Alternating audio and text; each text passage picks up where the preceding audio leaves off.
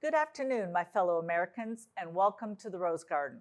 I am honored to serve as your president, and I'm here today to report to you on our accomplishments during the first 100 days of my administration.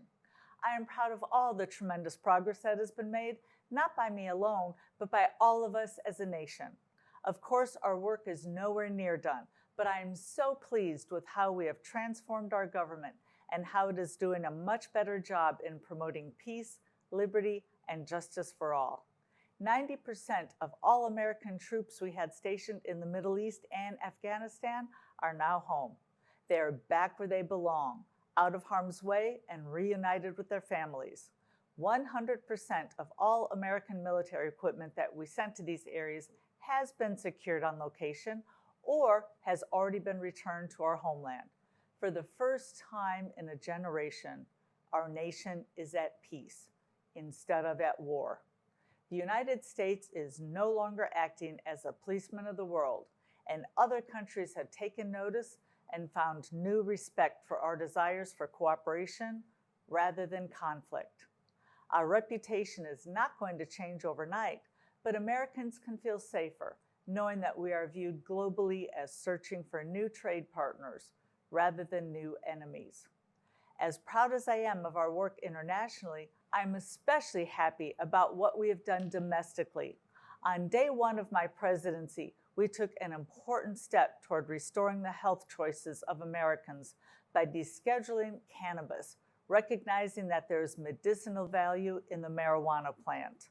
Also on day one, I ordered the release of nearly 80,000 nonviolent drug offenders who were serving time in federal prison.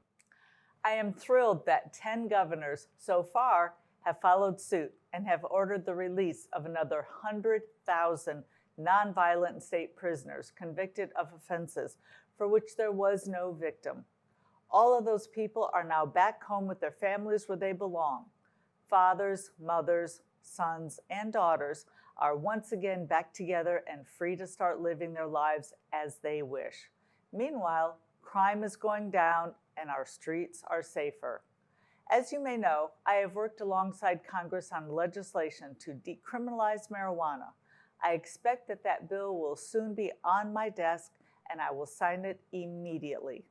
Plus, we already have 20 co-sponsors in the House to decriminalize all drugs federally, on our way to completely ending this blight on our history known as the war on drugs.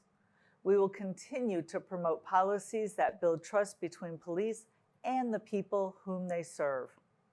Particularly since the beginning of the COVID-19 pandemic, we have had new focus on the failures of our healthcare system. I have proposed legislation to remove every federal law, rule, and regulation which makes it harder for Americans to seek low-cost, high-quality care. We have an important bill which will allow for more competition in care and ensure that health insurance premiums go down. With new transparency, Americans will know how much the procedures and prescriptions cost, and health insurance companies will be accountable to consumers.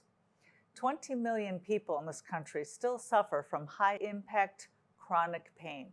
Heavy-handed regulations of narcotics have previously prohibited them from getting the relief they need. I have streamlined the FDA approval process so that more and better drugs will soon reach consumers and prices will come down.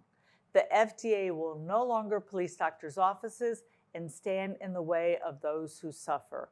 Meanwhile, the incidence of opioid-related overdose deaths are already going down as doctors have become more comfortable prescribing marijuana for medical purposes.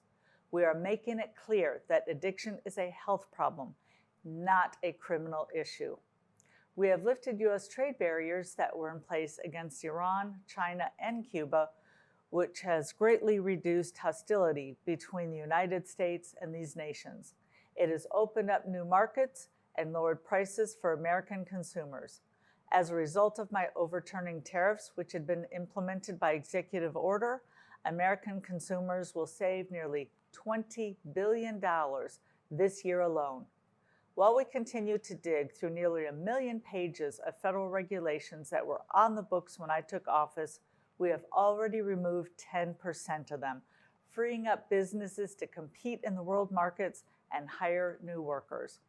We must balance the budget the same way American families always have. We plan to move as quickly as possible towards an end to the federal income tax. We have targeted more than 30% of federal government spending which can be cut, and we've only begun.